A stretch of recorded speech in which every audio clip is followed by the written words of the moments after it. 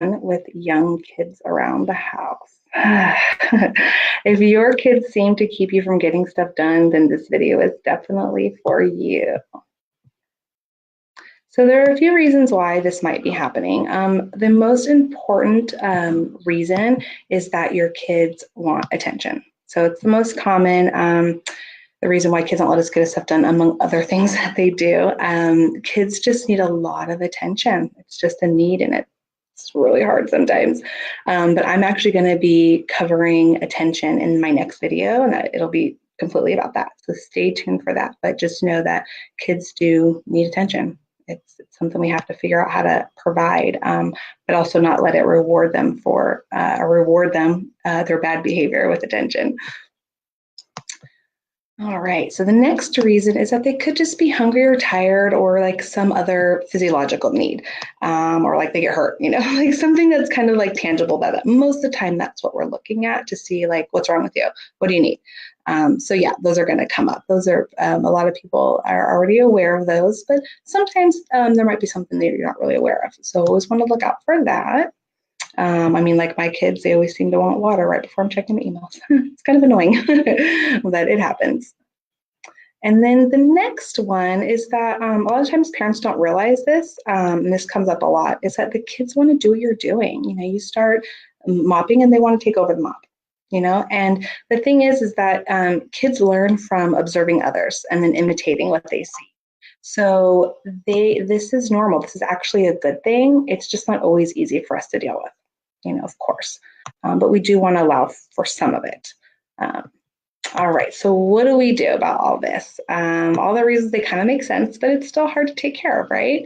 So the kind of most obvious one is to try to make sure you meet all their needs first. So if you're about to start something and it's 11:30, they haven't had lunch, and you want to start a project that could take you an hour or so, or good luck with that, but you're about ready to start something, you might want to just go ahead and make lunch first and go ahead and offer it to them, even if they don't want to eat it. Just put it out there. So at least you can just say, oh, here, go have your lunch. It's right there. And can I get back to what you're doing? Make sure they have to, don't have to go potty, things like that. So because you want to minimize your distractions.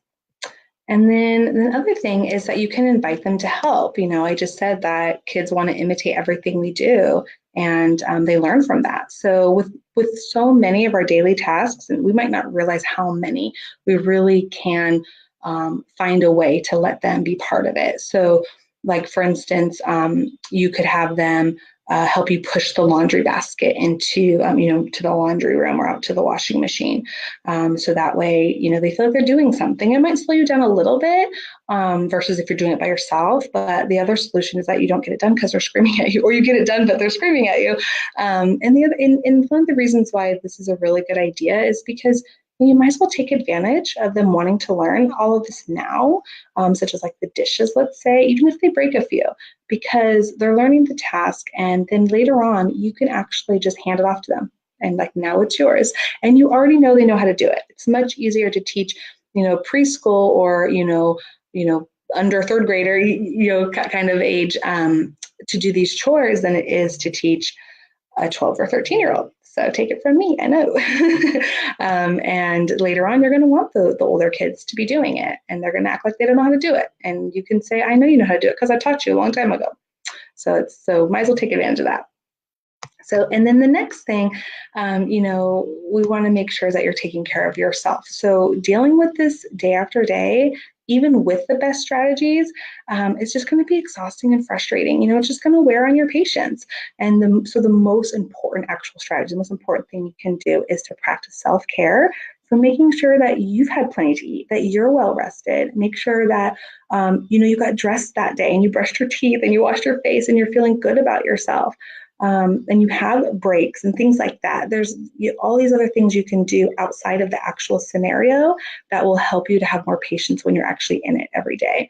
Practicing meditation and then of course the breathing. So when you're in it and you start feeling yourself feel frustrated, that's the time to slow down and allow yourself the time it takes to breathe.